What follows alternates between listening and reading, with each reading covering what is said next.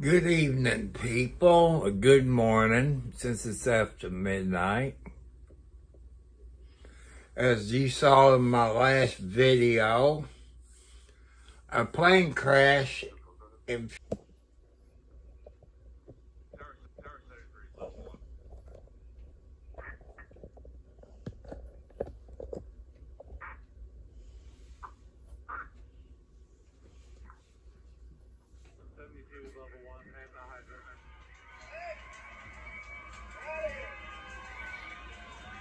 This happened about 6:30 last night, Friday night.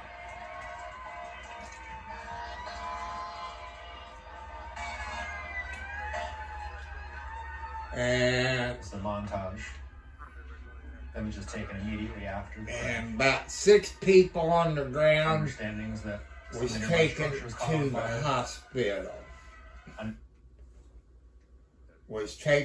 hospital. A couple of houses was burned. Some cars was burnt. And this 17-year-old boy you saw in the early video, you see right there,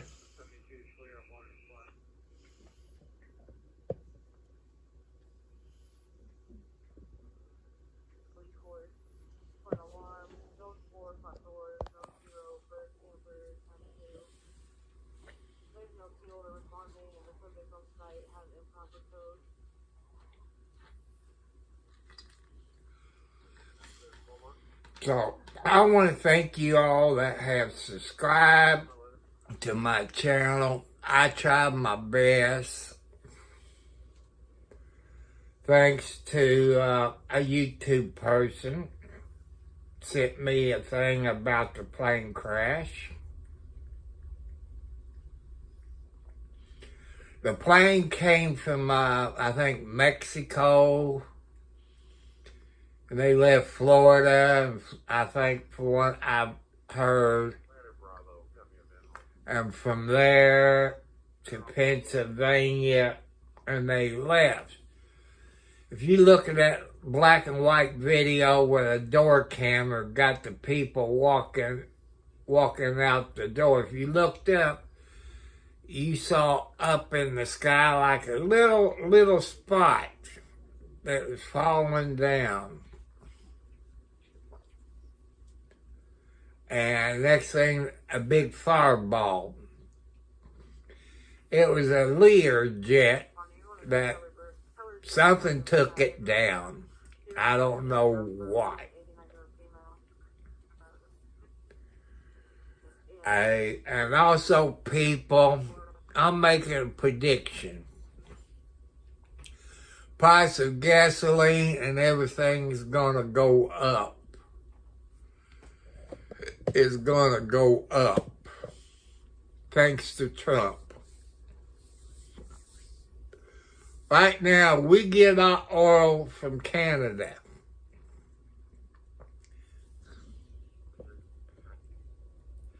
And Trump put, 25% or whatever tariff on Canada. I don't think Canada would do this, but they might. If they shut the valve off, people, from the oil coming in the United States, our gas prices would go up because of what Trump did. I voted for Trump.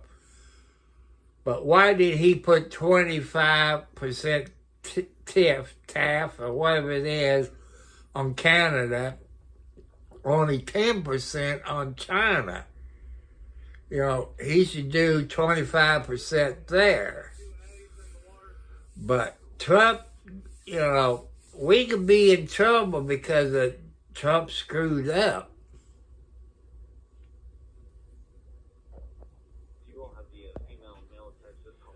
And, you know, I don't know. You know, putting 25% tariff or TIF or whatever it is on Canada, we get our oil from Canada people, if they shut that gas off, or oil off, our gas prices will go off. Then the refineries will be shutting down. Just think about it. Just think about it.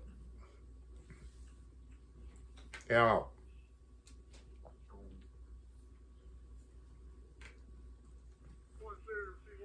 And we need our gas. We need our heating oil.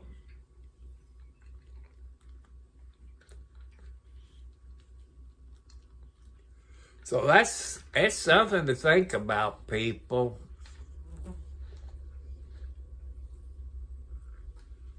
Yeah. I can't understand it.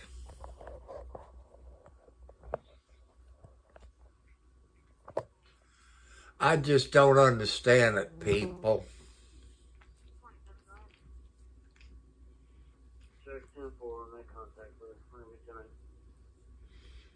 But what do you all think? I'm beginning to hate Trump right now.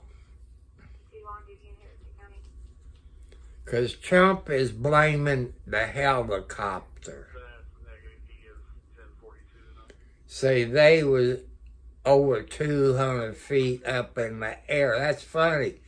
They said they was at 200 feet.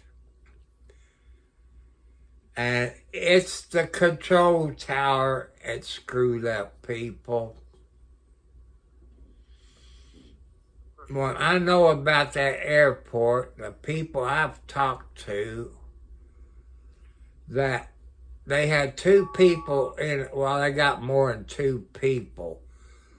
One of the controllers is on the plane, and the other controller is on the helicopters. Well, one of them wasn't there, so that person had to do both jobs. But they didn't explain. Any of you pilot, hello, Troy Hunter, you behave tonight. I know, that's what Trump said. But the people I've talked to says it's the controller fault. I know pilots, and they said, well, you know, I've been listening to the audio of it.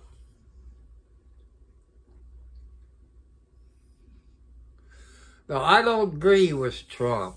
I don't agree with Trump. I don't like him on this. You know, they just got the black boxes yesterday.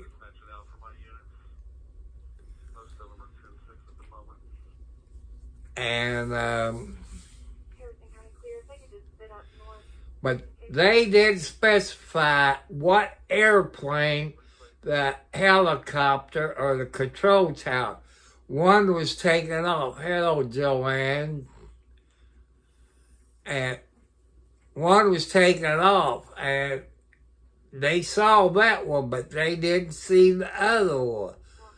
The control towers, you told them it's at your 10 o'clock, 11 o'clock. They didn't do that. The control tower screwed up. In my book, I've talked, like I said, I talked to pilots. They didn't specify, was it 2 o'clock, 3 o'clock, 9 o'clock, 12 o'clock? They didn't specify. They're supposed to do that. Plus, those controllers works about 12 hours a day. And that's too long of hours.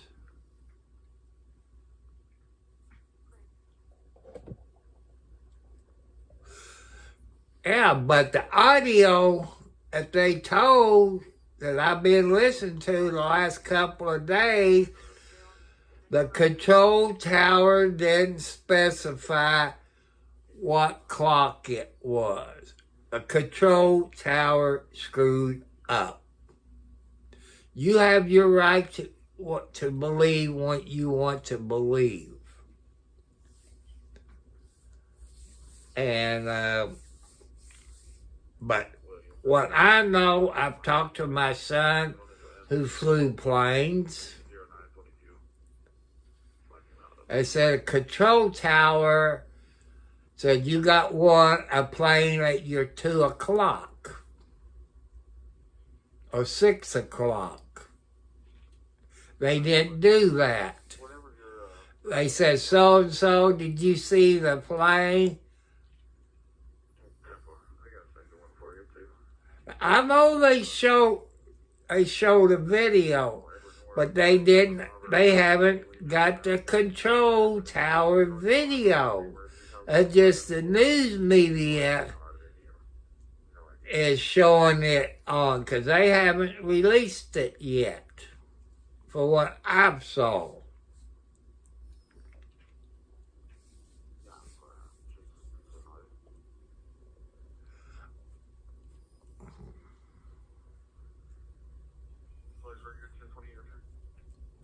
Yeah, the control tower people is understaffed. Been like that for a long time. You know, they're just understaffed.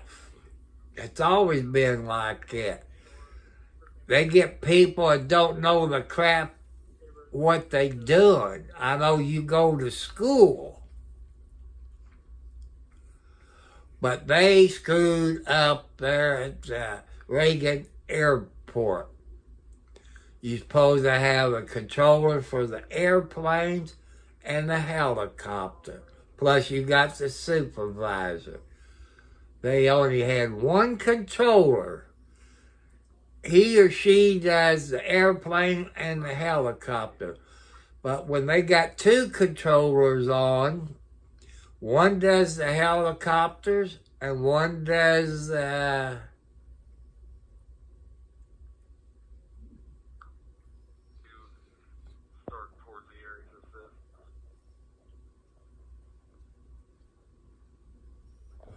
I don't blame the helicopter.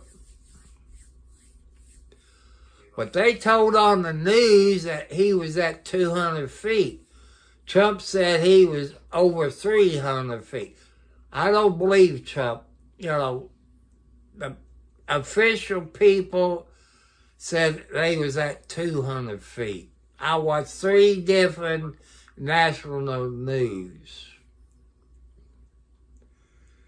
In case you all don't know it, they had another plane crash Friday in Philly, Pennsylvania, about 6:30. It killed 6 people in the plane. It was a mother, a daughter, 2 doctors, and the 2 pilots. And I don't know, because if you look at the video, it's a black and white door cam where the guy and his wife walking out. If you look up in the sky, you had a little ball. Then it hit the ground, you had the big ball of fire. So what did that Learjet hit up in the sky? Or did somebody shoot it? You know, could that have been a terrorist attack? You know, just think about it.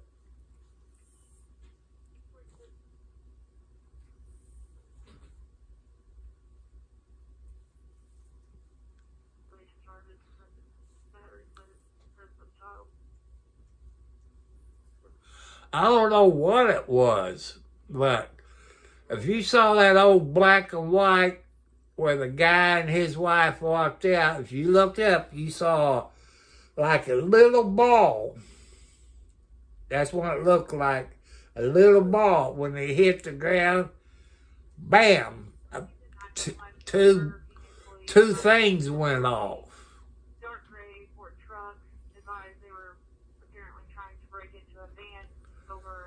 But they took, in Pennsylvania, they took at least 6 or 7 people that was on the ground. Houses burned, some cars burnt, and one car was in the middle of the road from the video.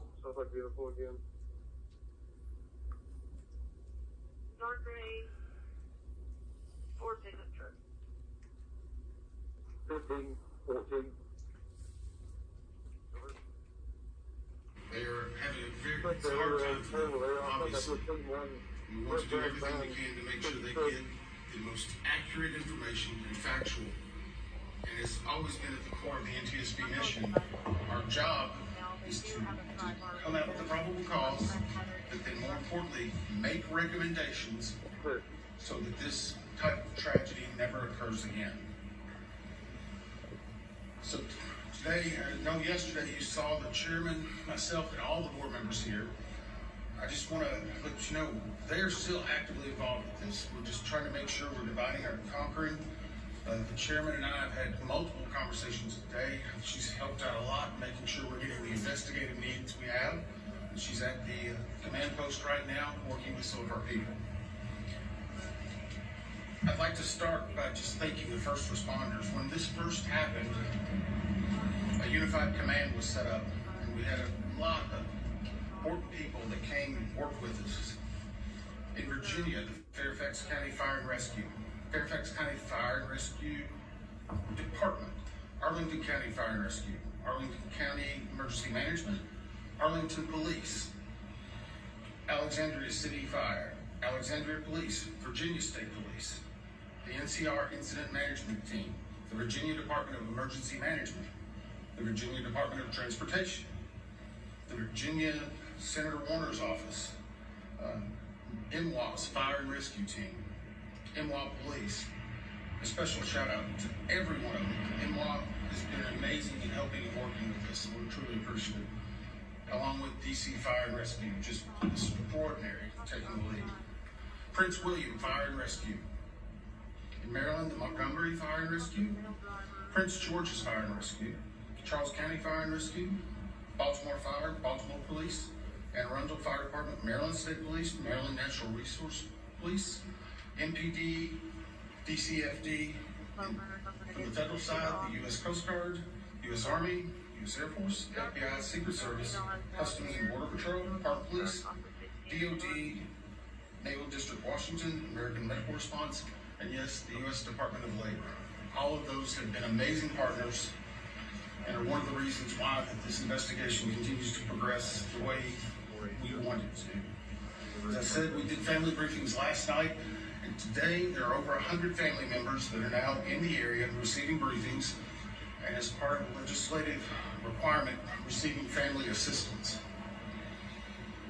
They have been briefed by the medical examiner, the fire chief, NTSB chairman, and myself, along with the family assistant unit from PSA Airlines. In regard to NTSB staff, all staff are now on scene that have been requested. And I want to point out one specific staff member because we're doing a joint NTSB and DOD investigation. The NTSB actually has a Black Hawk certified pilot on staff, on our personal staff, based out of Alaska. Once we realized the dynamics and the intricacies of the Black Hawk, we had brought that member in, and they are on scene now, providing direct technical assistance to the NTSB. It does not mean that the DOD is not working and helping with us, but in order to maintain our independence, we have our own Black Hawk certified pilot in the working group for helicopters. Regarding salvage at this point, the Navy Supervisor of Salvage is conducting salvage operations at the current time. Barges are en route from Virginia Beach, and we anticipate them to be on scene or immediately turned over to them for identification and return to their families. SUPSAL, which is the Supervisor of Salvage, is also conducting a debris mapping right now. This will help in our post-accident analysis of how the machine actually reacted to the incident. It'll also help us with understanding some of the As many of you saw last night, we recovered from the CRJ 2 separate recorders. One was a FDFR, that is a flight data recorder. FD. That was actually in what we consider good condition. As part of that process, it was soaked in alcohol overnight. It was then opened today, and we have a high level of confidence that we will be able to get a full download in the very near future.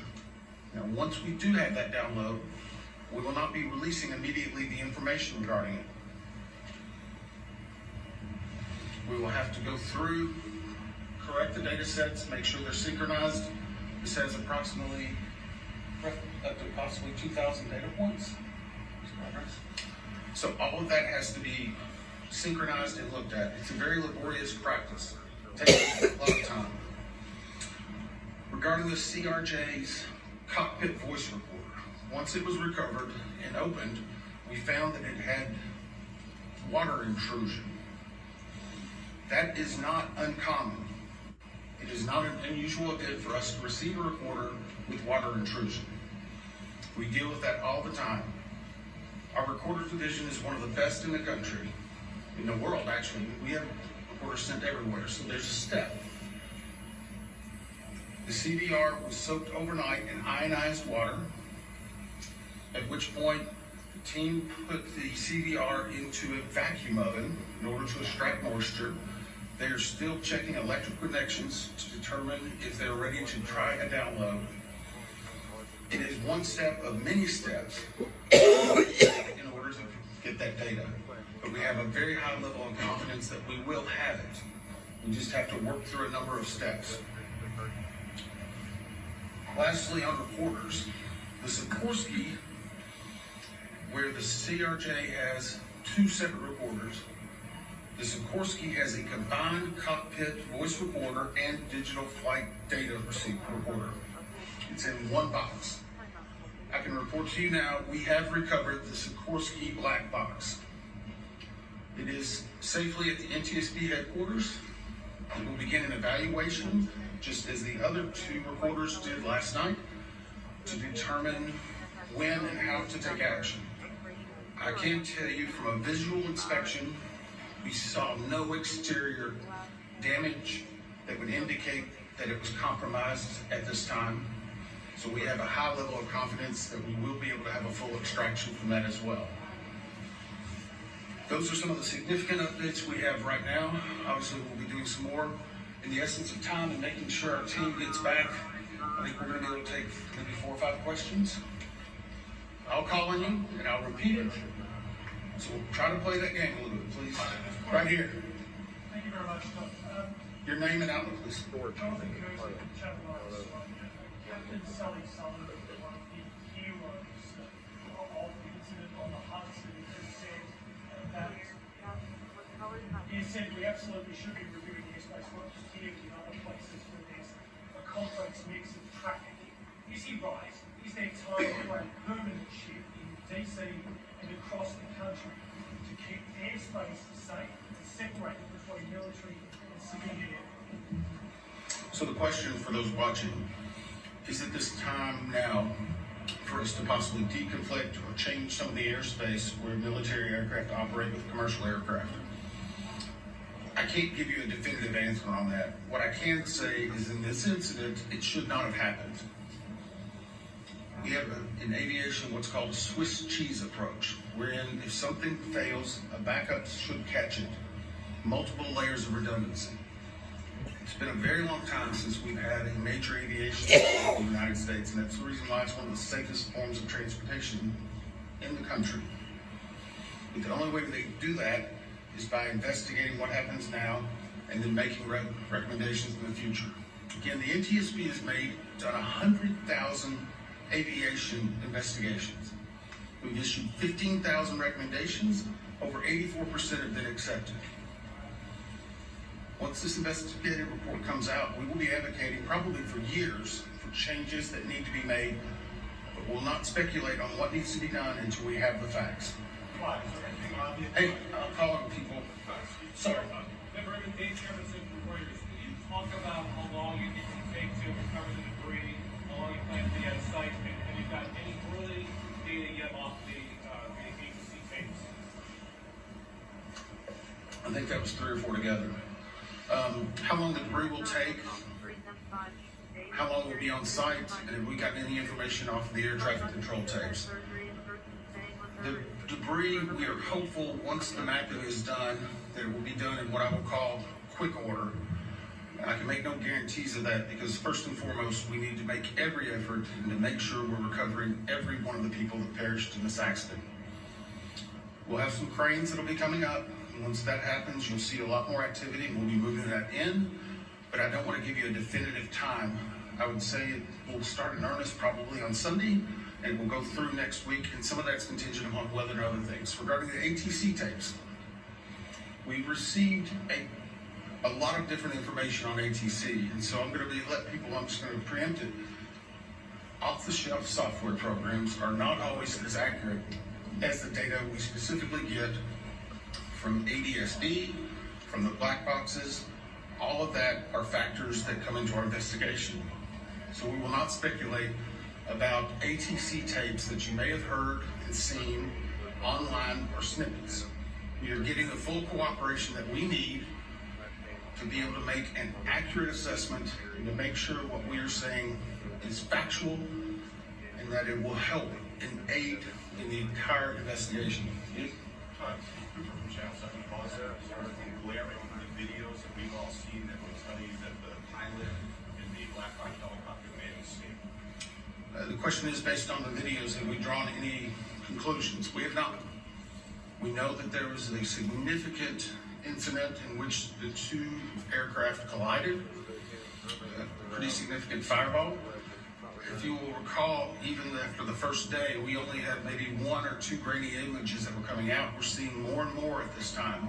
So we're still collecting data, but we are not going to opine until we see a lot of other things in there. Yes, sir. How critical is it to interview the controller in the tower, and how concerning is it to you the reports that controller is working 2 positions at the same time?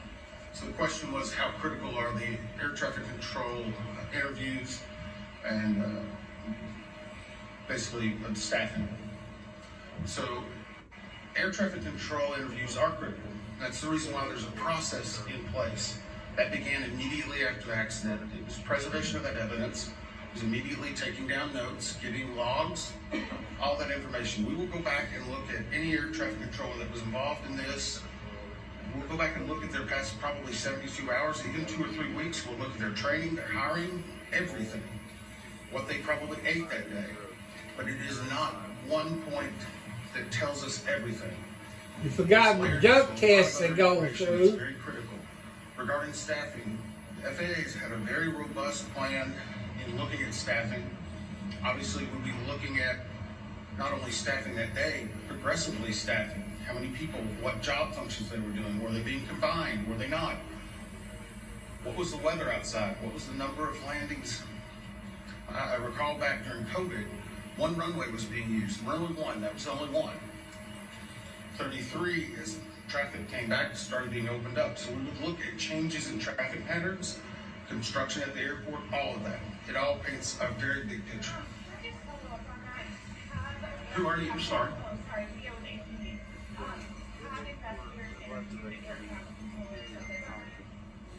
The question is, have we interviewed air traffic controllers? Yes. I think I started with... Sorry. I'm sorry, clarification. Was it an air traffic controller that was working at the time of the accident? Yes. Yes. Now, I'm not going to speculate. Sorry. No, sorry.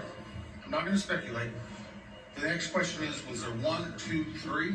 I don't have the answer for that right now. I know that the controller that was working at the time has been interviewed, and his interviews are ongoing throughout the day. Yes, ma'am. Last one.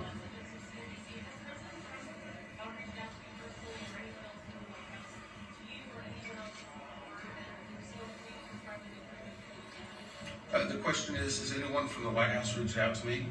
or other board members. I won't speak for other board members. I know that the chair did a briefing yesterday. It was publicly discussed and gave some information. I have not received any contact. I'm going to go back to something we talked about earlier. The NTSB is an independent, bipartisan board. 58 years as the gold standard. Our job is to find the facts.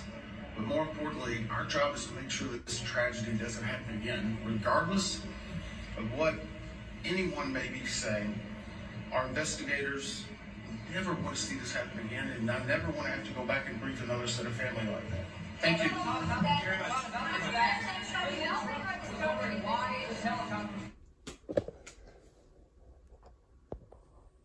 Well, you heard it, people.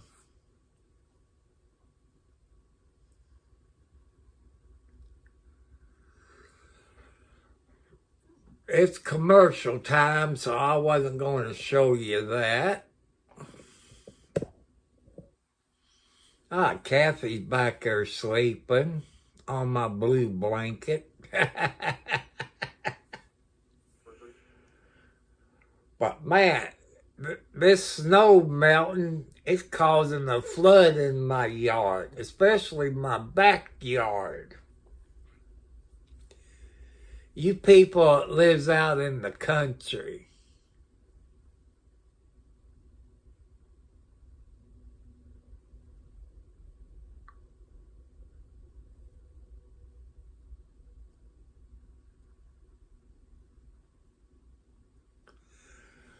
and people, you all live out in the country, you got septic tanks. And where my ladder lines is, if it gets quite a bit of water in it, you can't flush your toilet.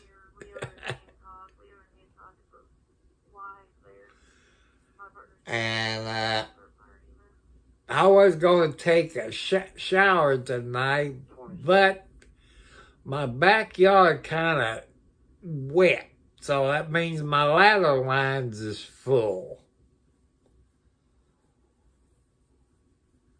So I can't take a shower tonight since tomorrow is Saturday, or today's Saturday the 1st. I get to go to the grocery store again. I want to thank you all that has subscribed to my channel. I'm trying my best. Happy birthday if you was born on February the 1st. Also, happy anniversary if you got married on February the 1st. I don't want anybody to forget that and get in the doghouse because you either forgot somebody's birthday or you forgot your anniversary.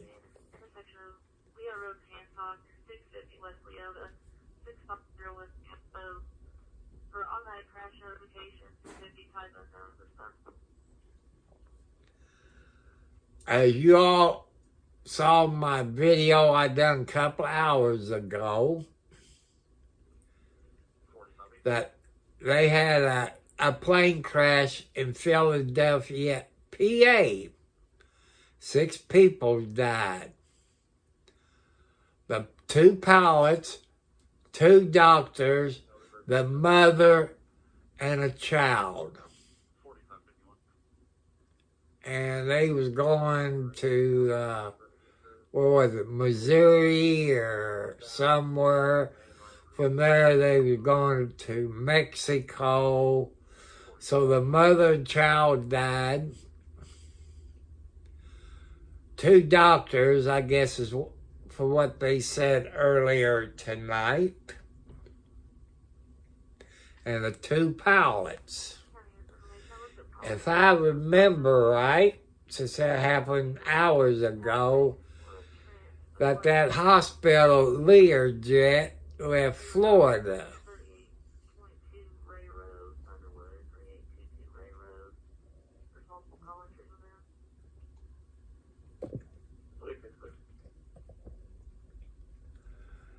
And and they flew from Florida, I think, to Pennsylvania, Philadelphia, Pennsylvania. I've been there, and that's a nice city. But 6 died from that Learjet. Well, something took it down. I don't know what. I think they said they was about 1,500 feet. They just left the airport there in Philadelphia. They was on in flight about 30 seconds, maybe a little bit longer, or a little bit less, until it went down. And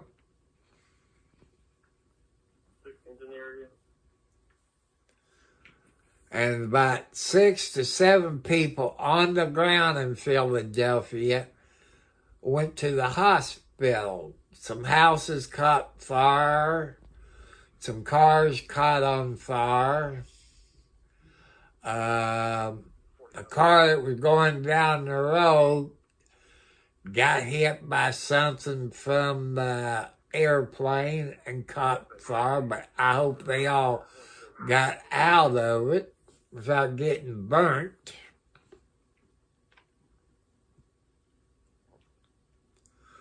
But we need to send prayers for Philadelphia, PA people.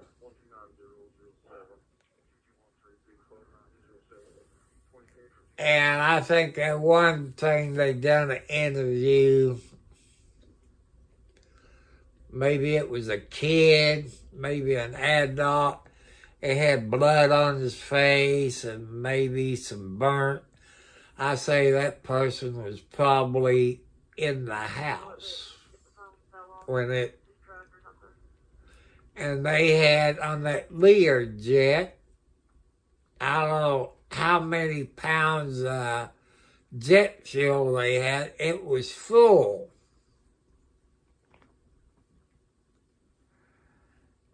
And I believe jet fuel is A little 10-6 right now. I'm trying to get it up.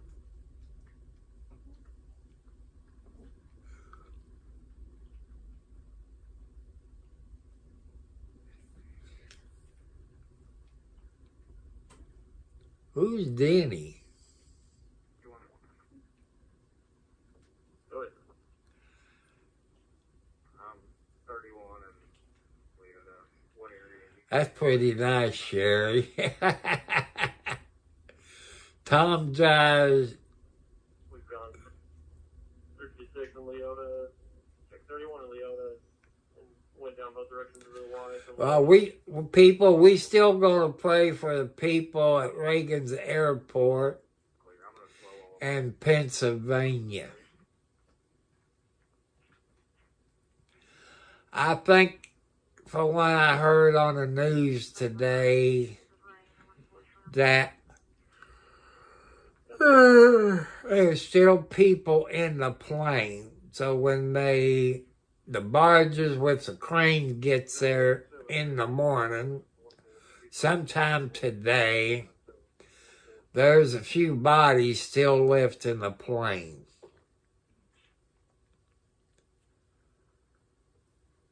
So I'm gonna wait, but what they said when that Washington, D.C. plane wreck at the Reagan Airport, they had one controller, and the NTSB wouldn't say how many controllers they had on duty. They're supposed to have 2 controllers plus the supervisor. That's a total of 3.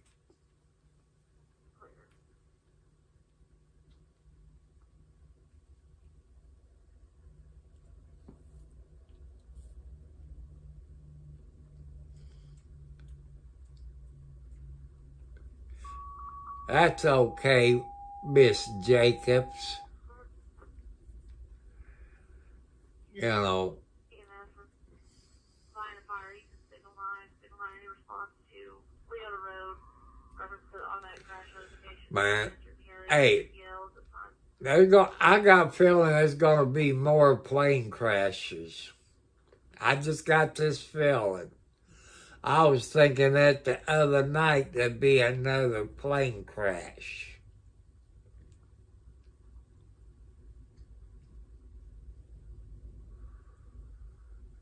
You know, just like when one person dies, there's some more will die. You know, I'm talking about funeral homes. Usually if one dies, you have a bunch of them, then it slacks off. And like they need more help in a control tower. I don't know what your qualifications are to be in a control tower. And they don't have enough help. A 12-hour shift is too long to work. Can you see me on YouTube for 12 hours straight? I'll be falling asleep and take bathroom breaks, eat. You know, I don't think you can eat in a control tower because of the food.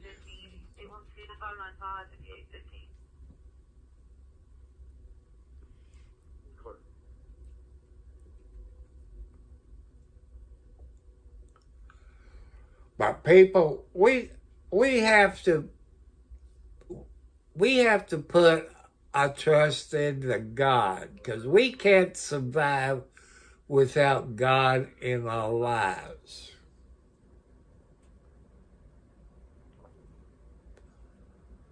There's more people it gets killed on the highway than there is in airplanes. They're safer and on the highway.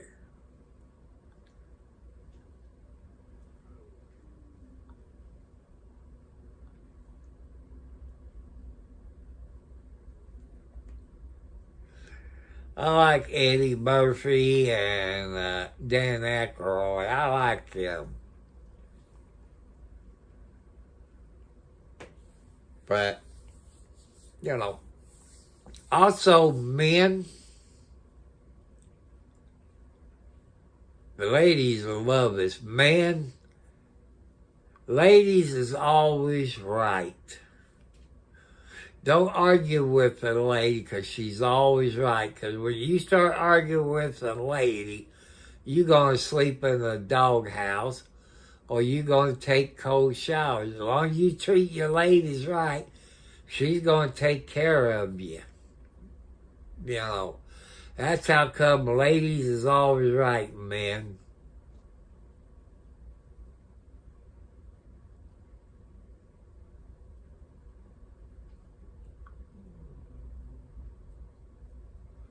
Who's snoring back there?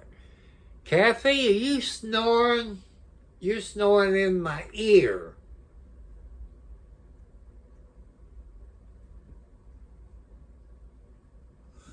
But people, take my word.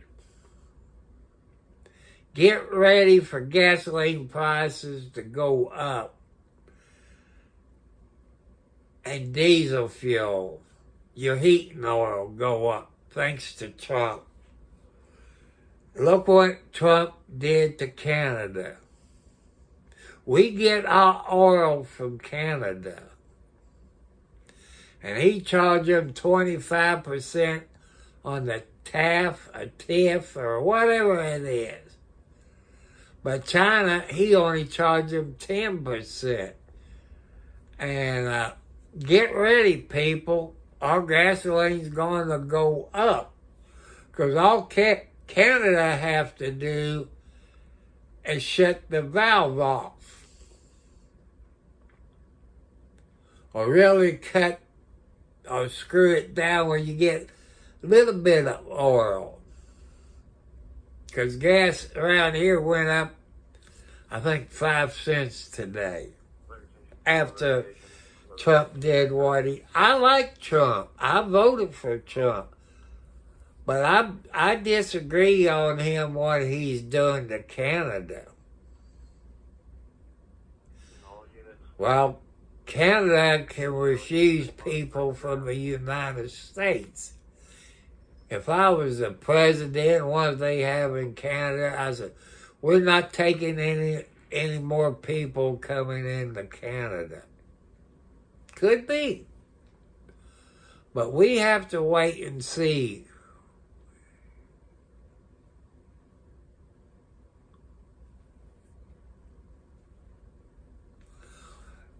I guarantee you, people, just wait. We're going to see what Canada's going to do.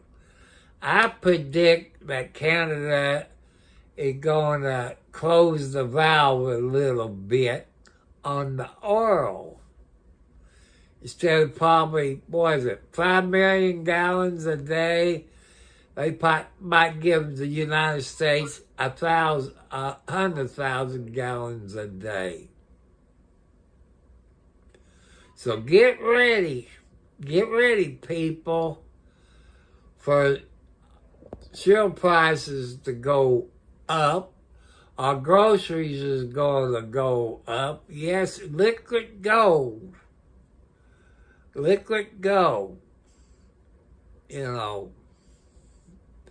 You saw what when Joe Biden got in there, he cut off the pipeline coming in the United States. Now, Canada,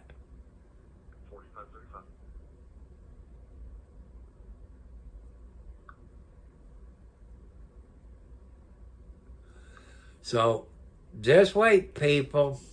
Gasoline's going to start going up. Your heating oil is going to go up. Just wait. It's going to happen. Since Trump put that 25%,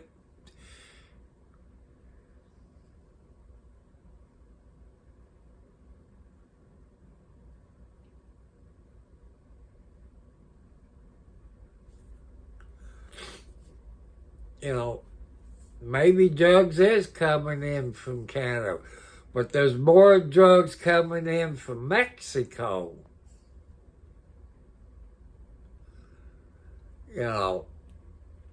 When I was growing up, people, I thought Canada was part of the United States, but the older I got, I found out Canada isn't part. I caught this guy and I was going to unleash him. Now I think he's dead. That's not dead. That Canada isn't part of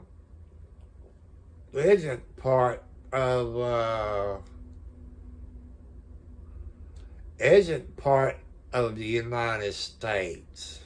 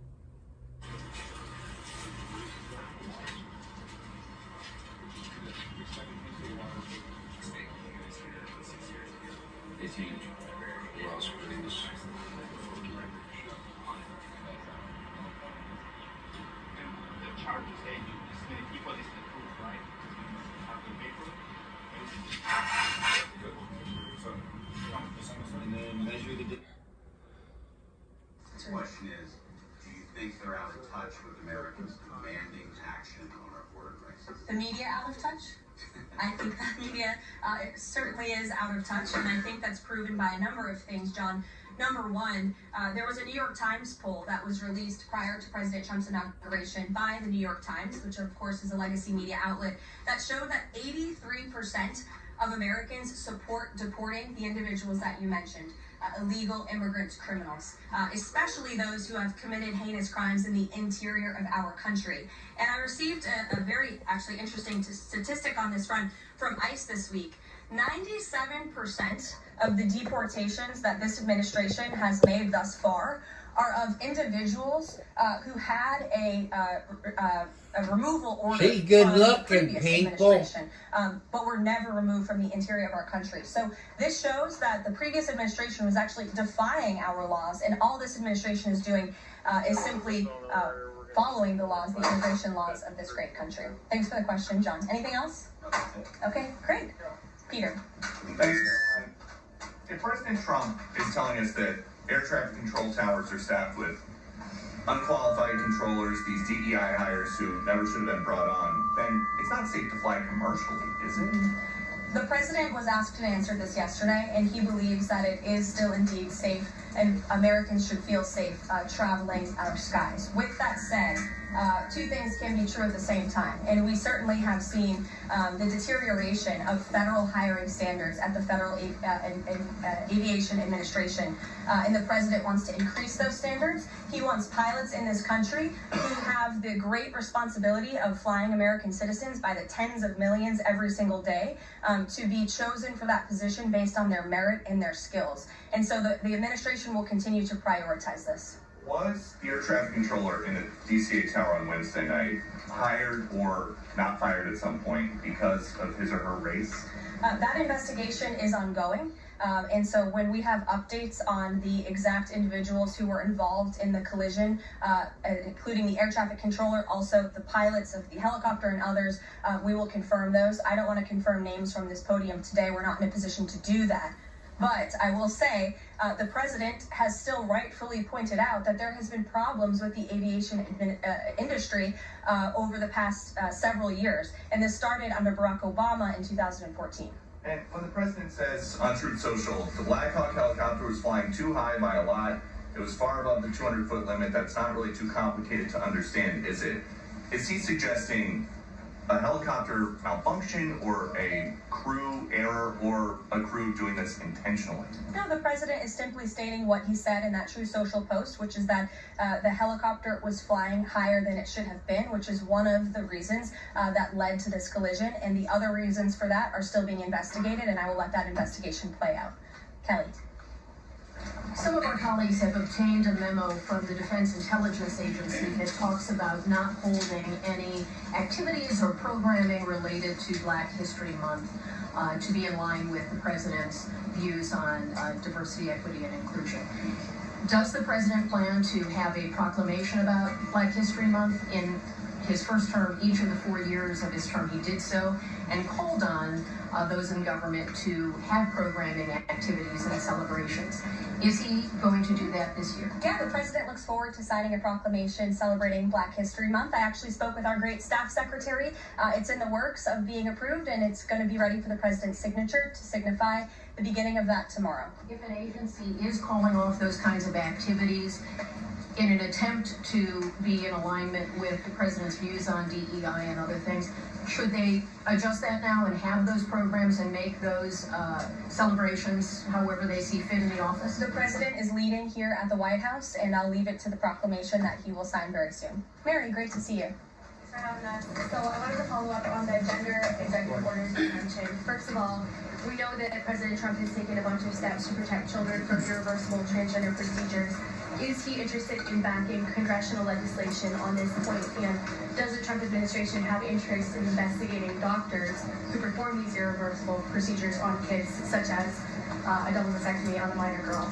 Well, the president has already taken a very strong stance on this issue this week with the signing of his executive order, a few executive orders in this space. First, he made it the official policy of the federal government that there are only two sexes, male and female, and we have directed all federal agencies to comply with with that policy. As for congressional legislation to support the president's agenda in this space, and certainly ending the mutilation of young children, the chemical castration of young children, which is a barbaric practice that the vast majority of Americans do not support for young minor children.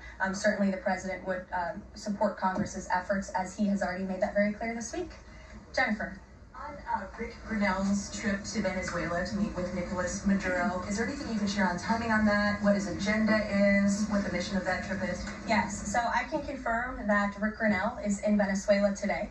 I can confirm that Rick Grinnell is going to Venezuela, or is in Venezuela, with two immediate directives from the President of the United States. Number one, Rick Grinnell has been instructed to identify a place and ensure that repatriation flights of Tren de Aragua members, Venezuelan nationals who have broken our nation's laws, will land in Venezuela. As I said at this podium a few days ago, we expect every nation on this planet to cooperate with the repatriation of our citizens, and so Rick Grinnell is in Venezuela to ensure that can continue. And number two, Rick Grinnell is in Venezuela to ensure that all U.S. detainees in Venezuela are returned home. That's his mission, and I will provide a readout after this trip. Bob Hernandez, can you tell us if anyone has approached the White House or the president about a pardon or a commutation? I have not been part of those discussions. If they have, I'm not sure if they have, but I won't speculate on potential pardons that may or may not happen. To my awareness, the answer is no. Justin. Hey, friends at Reuters are reporting that the president has made a decision on the Canada-Mexico tariffs, but that they won't actually be implemented until March 1st. I was wondering if you could confirm that and talk through some of the thinking there. I saw that report and it is false. I was just with the president in the Oval Office, and I can confirm that tomorrow, the February 1st deadline that President Trump put into place at a statement several weeks ago, continues. The president will be implementing tomorrow a 25% tariffs on Mexico, 25% tariffs on Canada, and a 10% tariff on China for the illegal fentanyl that they have sourced and allowed to distribute into our country, which has killed tens of millions of Americans. These are promises made and promises kept. Why 10% to China? Last night he was planning to discuss whether an exemption would be made on oil imports. Do you have any information on what decision he made there, or will there be exemptions at all offered under those? I don't have an update or readout for you on the exemptions, but those tariffs will be for public consumption in about 24 hours tomorrow, so you can read them then. Stephen Nelson. Thank you very much, Joe. I have 3 questions, if that's all right. I'd like to ask you about press freedom and then about 2 economic matters. On press freedom, on Tuesday, you announced plans to roll back the more restrictive press badge policy of the Biden White House. But there's a different anti-press freedom policy I wanted to ask about. The Biden White House adopted a mysterious pre-screening process for journalists allowed into large event spaces that in the pre-pandemic days, first Trump term, were open to all journalists on campus. This effectively limited the diversity of reporters present and blocked the asking questions that large segments of the American public wanted answered. As press secretary, can you commit to abolishing this mysterious pre-screening process? There were a lot of mysterious processes that my team and I have had to unravel over the past 2 weeks that were implemented by the previous White House, and in particular the previous press shop here. And so I can commit to a greater access and transparency, which I believe we already have by ensuring that the 440 journalists whose credentials were revoked will be reinstalled. They will get their credentials if they wish to. We've also, of course, opened up a new seat to new media. And as far as open press events here at the White House, if we tell you it's open press, it's open press. So just to confirm, this pre-screening thing is something you're work and you work to undo to the maximum extent possible. When we say something is open press, it will mean it's open press. Economic matters, and I just asked them both at once for you. In New York City, Governor Hochul's congestion pricing went into effect this month. Vehicles that drive through parts of Manhattan have to pay a $9 toll. President Trump has made clear his opposition. He said that it's, quote, the most progressive tax known to womankind. Will the administration be trying to block this? And the second question is, millions, maybe tens of millions of Americans who voted for President Trump were excited about his plans to do away with taxes on tips, overtime, and Social Security benefits. But there's uncertainty about the timing of this. So can you clarify for them when this is going to happen, and does President Trump want to see all three of those in the first batch of legislation early this year? Well, to answer your question in one swoop, I will say that President Trump is committed to lowering taxes for Americans, cutting taxes for Americans. As for congestion pricing in New York, I do know that the president spoke with Governor Hochul about that. I don't have any, actions, so to speak, to read out for you on that issue today. Number two, when it comes to no taxes on tips and Social Security, the president has made it very clear to our allies on Capitol Hill that is a critical piece of this reconciliation package, and he expects that his tax cuts from 2017, which put a lot more money back into the American people's pockets, those must be implemented, and no tax on tips. The president is intent on delivering on that promise, and he will get it done. I'm also as part of reconciliation. Yes. Sure. Thanks, Caroline. Can you guarantee that those tariffs won't increase prices for Americans, including at the gas pump and the grocery store? I think Americans who are concerned about increased prices should look at what President Trump did in his first term. He effectively implemented tariffs, and the average inflation rate during the first Trump administration was 1.9%. In fact, when President Trump left office, it was 1.4%. So President Trump is going to do everything he possibly can to cut the inflation crisis that the previous administration imposed on the American people, and he will continue to effectively utilize tariffs. Tariffs do increase prices for Americans. Will the administration reverse them? That's a hypothetical question, and the president is intent on ensuring that he effectively implements tariffs while cutting inflation and costs for the American people. And, the media has this way of just looking at everything in a microscope rather than looking at the whole of government economic approach that this president is taking. He will effectively implement tariffs. He's also, as I just answered Prince Stephen's question, committed to tax cuts. He's also clearly committed, as evidenced by his executive orders, to unleashing the might of our energy industry, which we know will eventually drive down inflation, and all the other economic measures that this president has made will have a Trump incoming economic boom, just like we saw in our first term. We were just listening. Man, she's a good-looking person in the White House,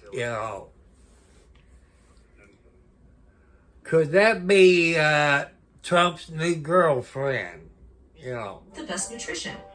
Because Trump likes blondes, so Frozen, raw, or freeze-dried. maybe that's Trump's new girlfriend. Ha ha ha.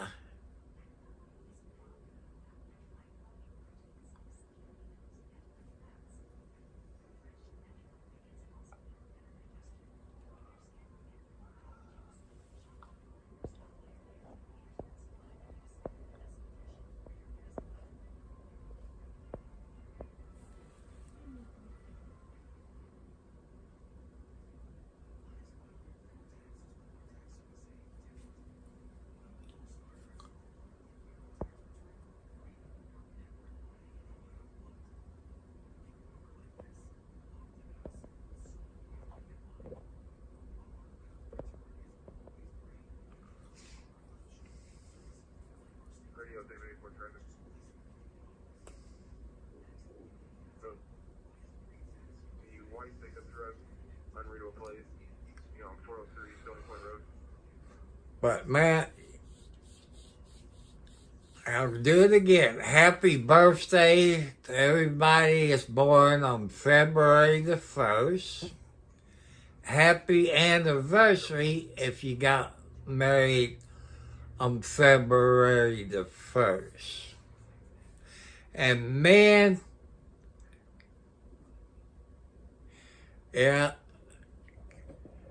Kathy, and so you see Kathy, and I don't know why they like to sleep on that blanket. I don't know why they like to sleep. No, today is Saturday. It's after midnight. It's 1 o'clock in the morning. So it puts it Saturday. Friday was over an hour ago. This is Saturday morning.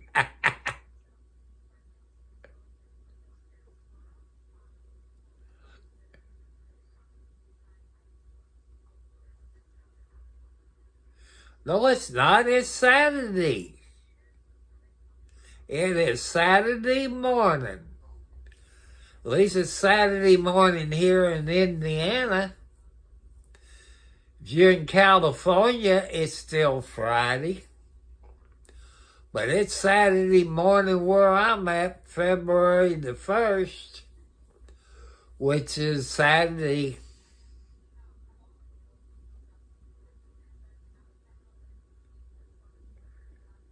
You're all being funny tonight.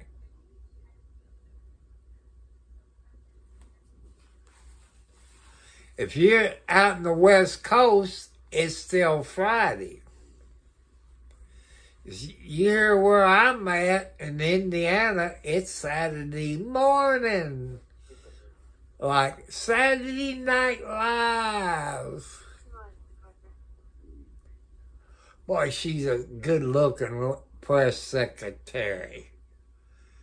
Man, if I had somebody good-looking like her, I'd be dead a long time ago. But she seemed to be a pretty smart young lady. I think they said she was in her 20s or maybe late 20s.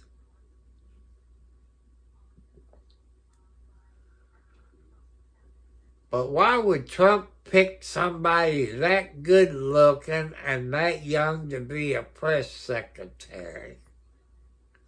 But she seemed to be very intelligent.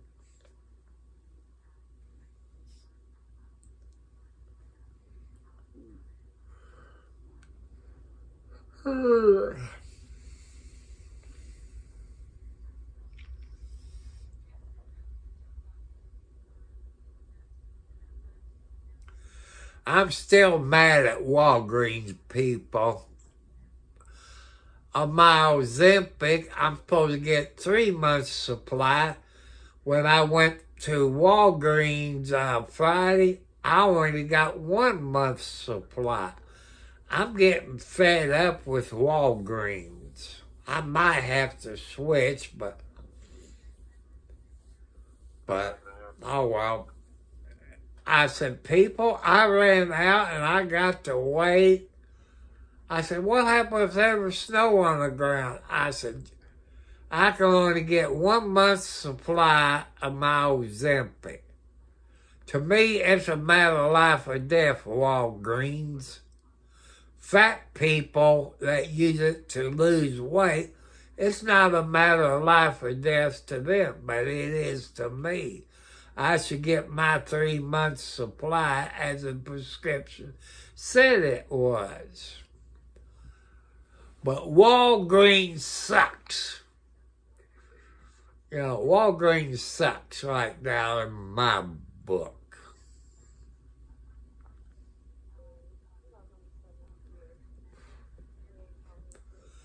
But I want to thank all you people that subscribe and still subscribing. When I get an email showing you subscribe, then I subscribe to your channel and help you out. I want you people on YouTube, if somebody subscribes to your YouTube channel,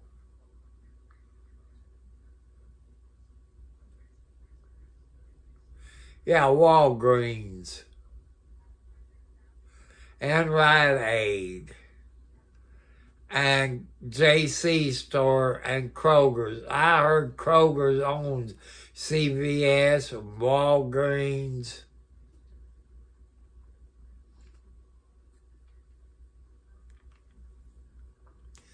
Man, I gotta change TV station. Looking at that good-looking press secretary. For 29, I think she's 29 years old. She's awful cute. How did she get that job at the White House? Did she sleep with Trump? That's too cotton-picking young. 29 years old, she couldn't have been in the press corps that long. Because you figure, what, 18 or 19 when she graduated high school, then go to college and learn how to be a reporter or whatever, how she got that job. I think she got blue eyes, but I can't see.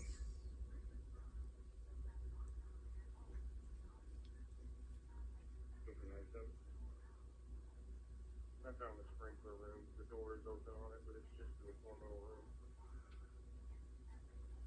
Yeah, Walmart. I don't know.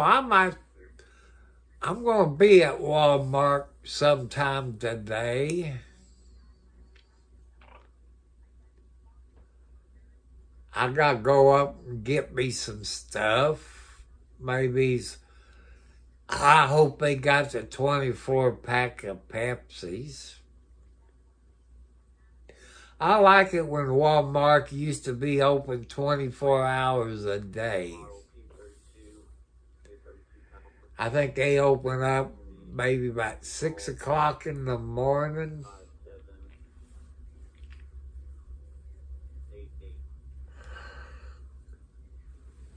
Yeah. Man, I'm getting tired. I've done too much running Friday, made a road trip, got the mail, got my electric bill. I bet that's close to $200.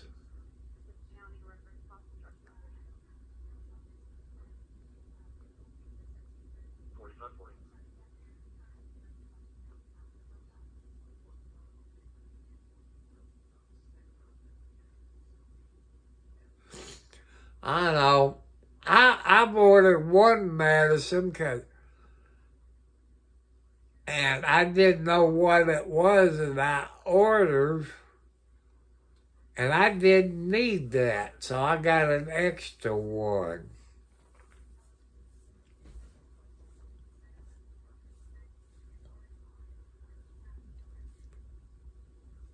Hi, Lexi. Don't you stretch your claws on my chest. Am I okay? Am I okay, baby? Oh, you got your motor on. That's a good girl, Alexi. Well, you wait for me to get underneath the blanket where you all can push me to the floor? Huh?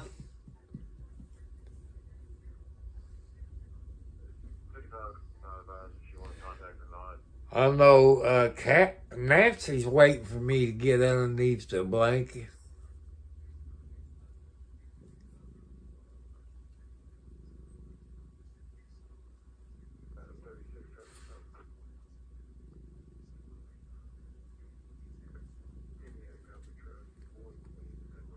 Yeah, good girl. Come on, lay down, lay down.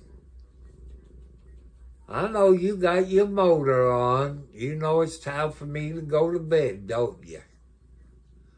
Huh?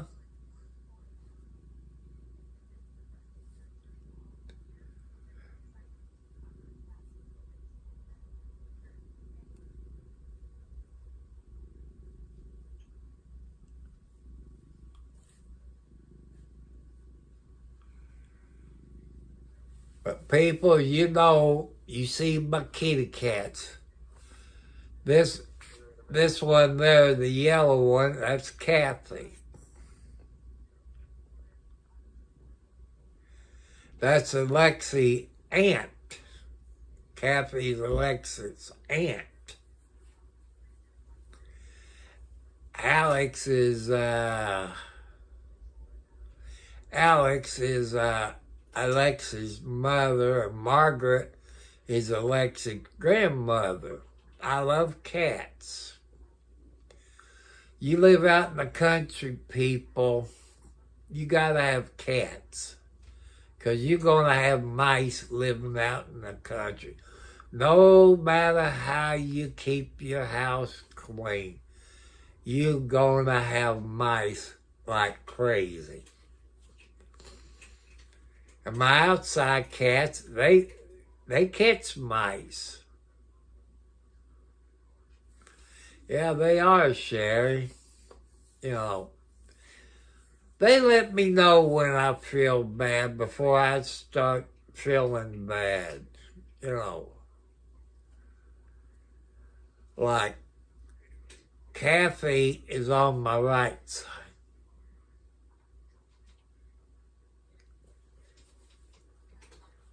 But people, I done been on here twice tonight for an hour.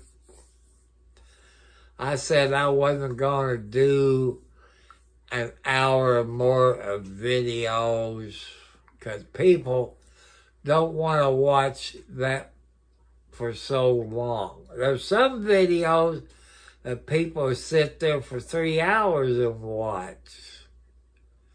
Like Megan Fox and the Umbrella Guy. They sit there for hours. I sit there and watch, for hours. What else is this old man going to do at my age? I want to thank you all that has donated to me by either the post office box or PayPal or the Cash App. Thank you all that has donated. I'm not going to mention any names because I promise you that I wouldn't mention that because that's nobody's business. So I want to make sure I thank you all for it.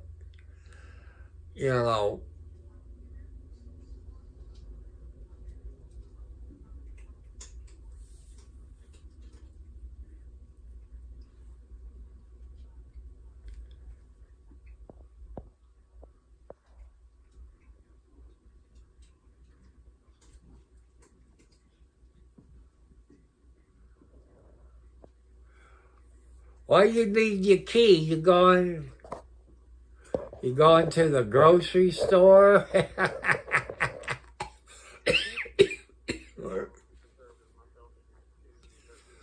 But I want you all to have a great weekend.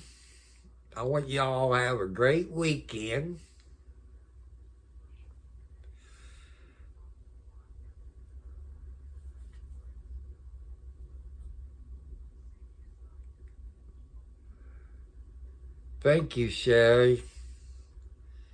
And people, I also want you to send prayers to both places. The Reagan Airport, where 67 people has died. I want you to send prayers to their family. Then at 6:30 Friday night, they had a Learjet somehow fell out of the air that killed 7 people. The 2 pilots, I think they said 2 doctors. I thought maybe a doctor and a nurse, but they said 2 doctors, and the mother and the child. I don't know how old the child was. It came to Philadelphia to have an operation. And they was on their way back home. And Learjet from Philadelphia, PA, was probably up in the air 30 seconds, maybe 40 seconds before it went down. We need to send prayers to those people in Pennsylvania. We can't forget them. They had, I don't know how many houses to catch on fire. They had some automobiles to catch on fire. They had one that was driving that caught fire. And I think 6 or 7 people that was on the ground went to the hospital, probably with burns or something, which we'll find out later. I know it's Saturday morning, people, where I'm at, But remember Sunday night at 7 p.m. Eastern Standard Time when I do Bob Joyce church service Sunday night. I might take a vacation tomorrow, but I'm going to be watching Philadelphia about that plane crash. And I'm going to try to keep you up to date on both places, at the Reagan Airport and Philly, Pennsylvania. I'm going to keep those two up.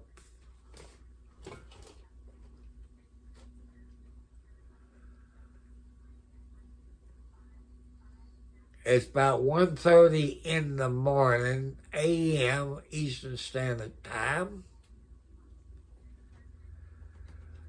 So I want to thank you all. Happy birthday. Happy anniversary. Make sure you hit the thumbs up. Hit that subscribe bell. Let me get to my dreams. You know, my goal is for over 1,000. You know, I'd be happy if I can get to 500. I didn't check, see how many I had. It's 480 something. I'm getting close to 500. But I want you all to have a good weekend. I got a Gmail notification and I got a Cash App notification, so I have to look at that when I get off. But I would not mention your names if you sent me something to my post office box unless you tell me to. We are burning the midnight oil. Yes, we are. We burning the midnight oil. Whoopie-doo. I couldn't make it as a singer. Okay.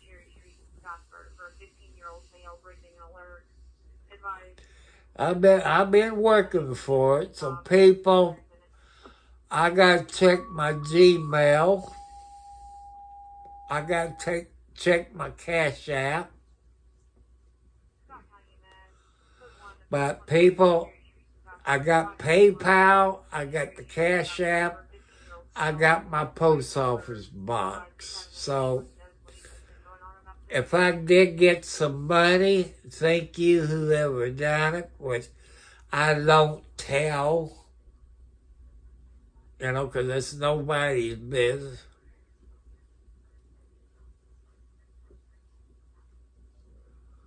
Okay, I forgot that. I'm so busy concentrating on the airplane wreck, Friday.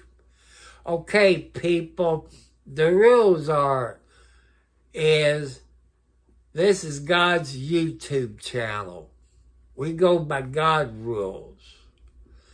Plus, I add stuff like no cussing, no arguing, no racism, no sexual harassment, no hate crimes, no trolls.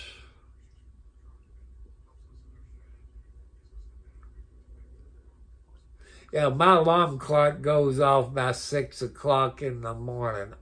I'm going to have to turn that off where I could sleep. But these kitty cats wake me up early in the morning anyway because they know about what time breakfast is. No hate crimes, no gay stuff. Don't tell me you're gay because people don't want to hear it. But we go by God's rules. I forgot that. I usually say that at the beginning. Thank the beautiful people reminding me. I have been working hard today. I've been running. And when I went to pick the medicine up, my son went to the JC store, pick up his medicine. I got me a little container of ham, I guess you call it ham salad. I like that ham salad.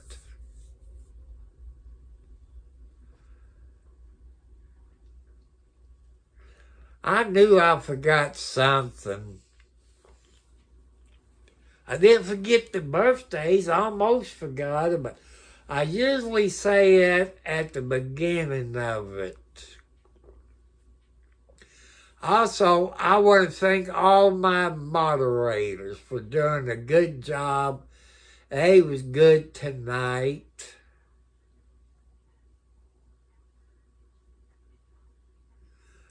Yep, you know that. I guess you call it a ham salad. It's in a little, what do you call it, a pint container you get at Kroger's or maybe Walmart. You get like potato salad, this and that, and coleslaw. Milepost QSL 83.70 South Underwood Switch, line normal.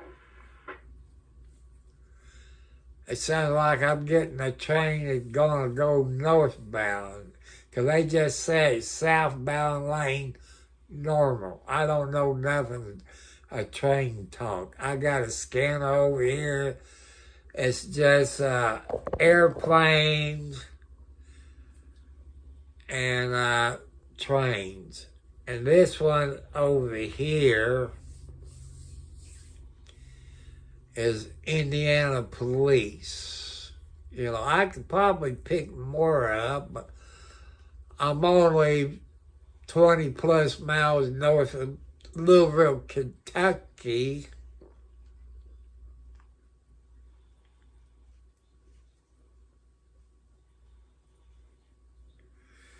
I'm trying to get, you know, since I got oil change, that's and Troy and Hunter, they keep the trolleys off of here. They keep the trolls off of here. I do run a tight ship. Okay, people, since I watch the news on TV, they got scams out there that the Louisville, Kentucky police letting us know. You get scam calls saying you was chosen for jury duty if you don't get here, this or that. Or they were so-and-so police department and got a warrant for your arrest, this and that. Sounds like they're going northbound.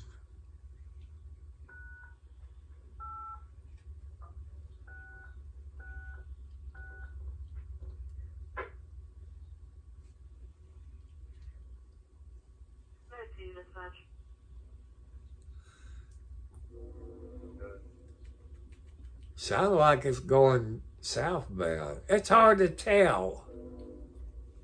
We're getting a call back from the 521 Cherry Street. Calling about the nosebleed stop and he doesn't need EMS at this time. I like to be on somebody's YouTube channel where I get rated. You know, where I can get thousands real quick. Like, I don't know, but if you're a gamer, you know who I'm talking about, Steak. He's a kind of a kid about 18, 20 years old. He rates people's channel, you know, kids' channel, help them get their subscribers up. And I watched one of Steak's YouTube video. That kid maybe have maybe a couple of hundred. And all at once, that kid went crazy. It's 500, then 1,000, 1,500. He went crazy.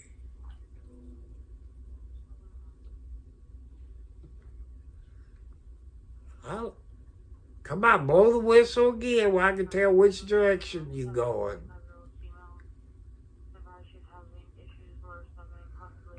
Maybe it's a northbound. I don't know.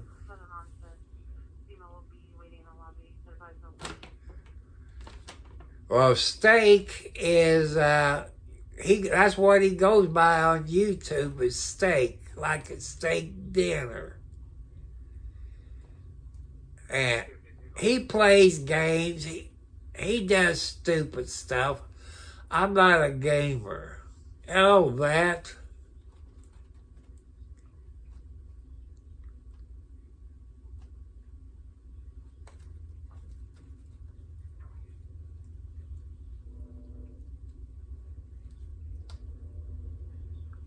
You know, I do YouTube channels. You know, I watch a whole lot of YouTube channels. And I've learned, I know some of you don't like this one. He's in Florida right now because he's what classifies as a snowbird. What the hells?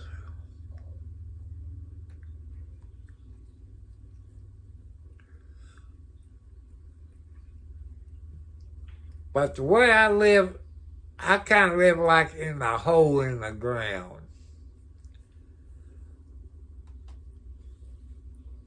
It sounds like it's going north.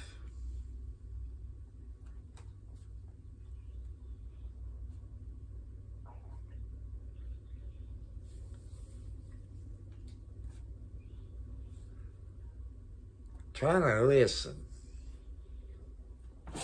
I cotton picker! Scare the daylights out of me.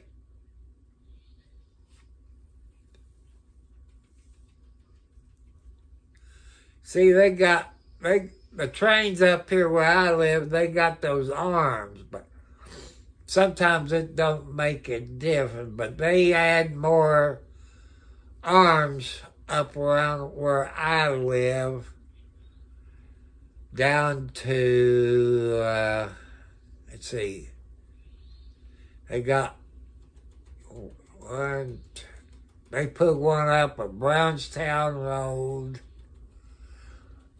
County Line Road, and they got another.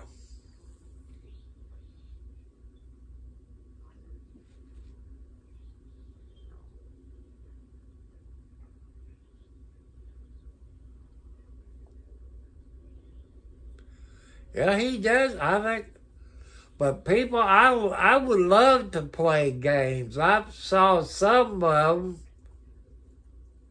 It's crazy. I wouldn't play games like that. But if I had the money, people, and had a good computer, because I would play American Trucker Simulator. I would love to play that.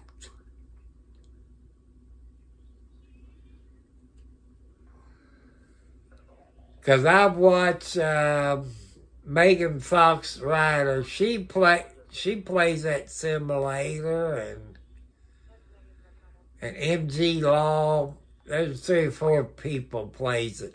But every time Megan Fox Ryder gets driving an 18-wheeler, she wrecks a whole lot of semis.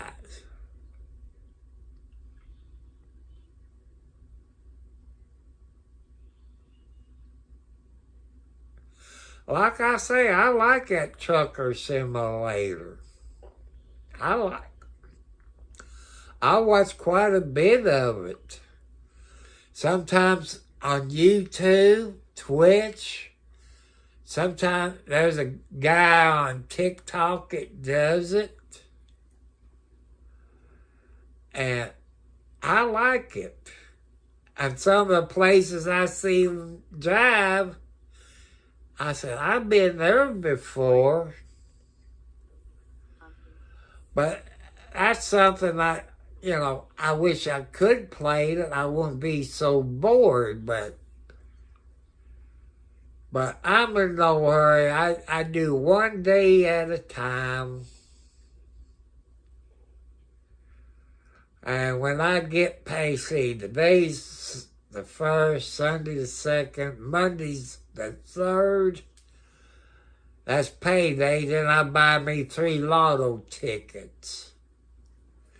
Maybe I get lucky, maybe. But God, I guess God don't want me to get rich. Because there's things I like to do, people, if I could afford it. Is like build onto my house. Well, what I would like to do, raise my house up, put a basement underneath it, and build onto my kitchen, and put a garage next door to the kitchen, add me a few more bedrooms, one I like to do, put a new roof on my house,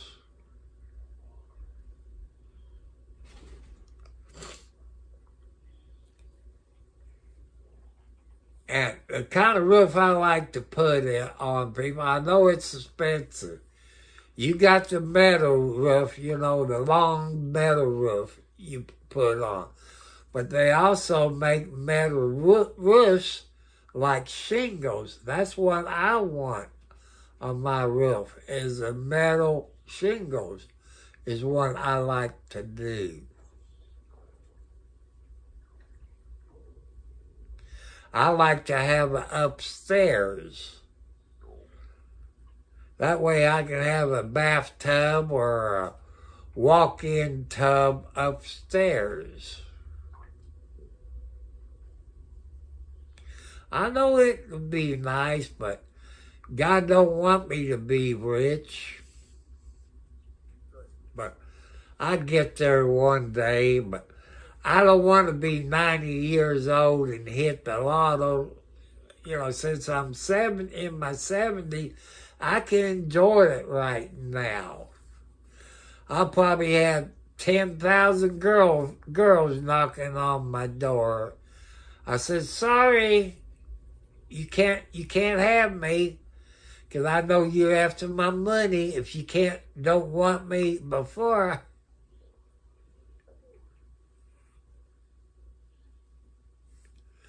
But sometimes, people, we have good times on here.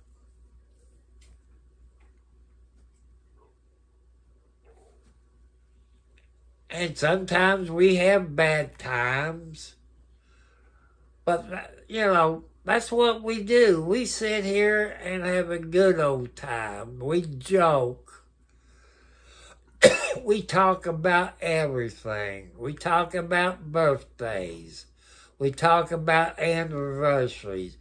We teach men that women's always right. Trying to make their marriage last longer.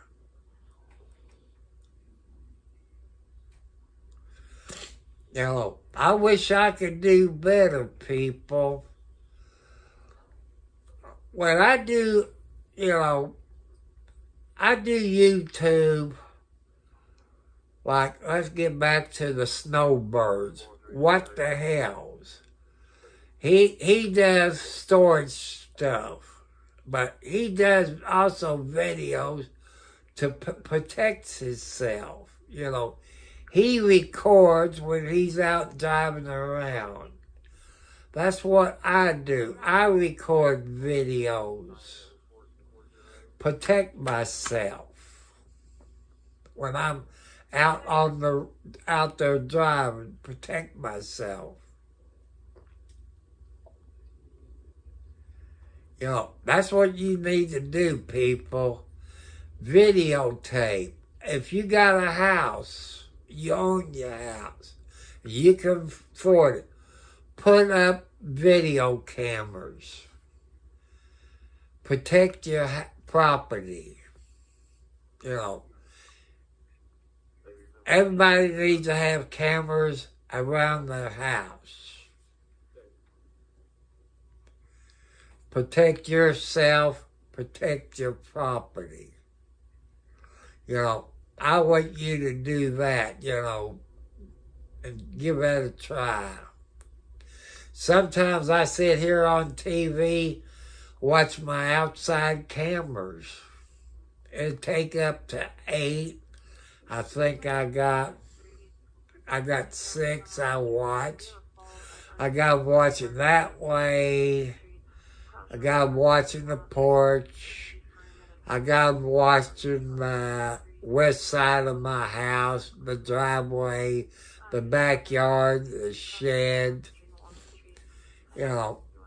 I try to protect myself.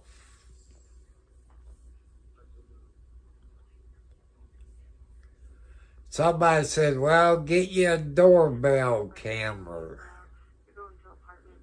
And I think you got to have more. I've been looking into a doorbell camera and trying to make my mind about a doorbell camera.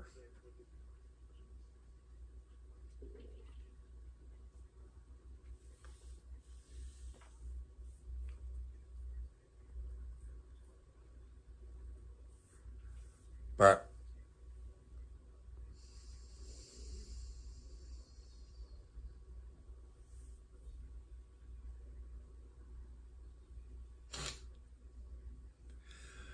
so people, I want you all to have a great weekend. Be safe. Let's say prayers for both plane crashes, the one at Reagan's Airport and the other one in Philadelphia, PA, that happened Friday about 6:30 p.m. 6 people died. And also pray for the people that was on the ground that went to the hospital, probably got burned or got hit with debris. And I should be back on Sunday. I should be. But you never know about Spectrum Internet. Sometimes it's up, it's down, it's up. It's stupid. It's stupid. How it's Spectrum and Charter and whatever else they own, but I don't know why they can't be better.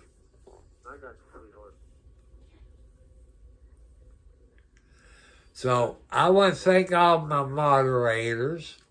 I want to thank all the people who subscribe to my channel. I'm trying, people. And I've been watching a little bit Court TV and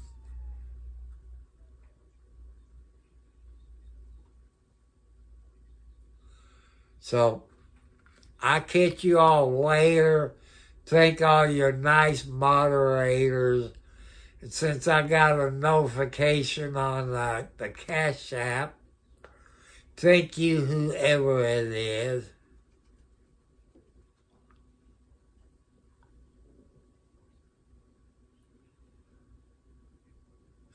I do. I've done 2 trials. Well, more than 2.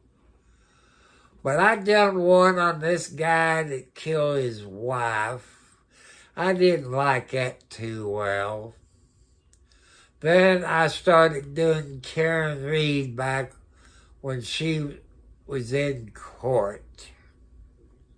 To me, Karen Reed is not guilty. Because if you all watch that Karen Reed trial, you saw a video that showed her SUV taillight. It was not busted out. It was on a police video cam, dash cam. It showed it wasn't busted out.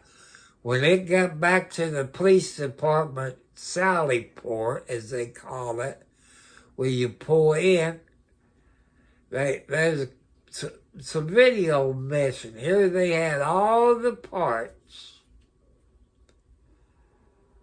That's funny. The video shows that her tail light wasn't busted. After the cops got a hold of it, it was busted. But I want to thank you all. Anybody who's subscribed, thank you. And I check my email. And if you subscribe, I will subscribe to your channel because that's what God wants me to do. And people that watches this, and you got a YouTube channel, if somebody subscribed to your channel, no matter if you got 1,000 or 40 or none or 1,000,000, please subscribe to their channel and help them out. So God bless you. Peace. You all have good dreams. You sleep real good. I love you all. God loves you all, people. Don't forget to...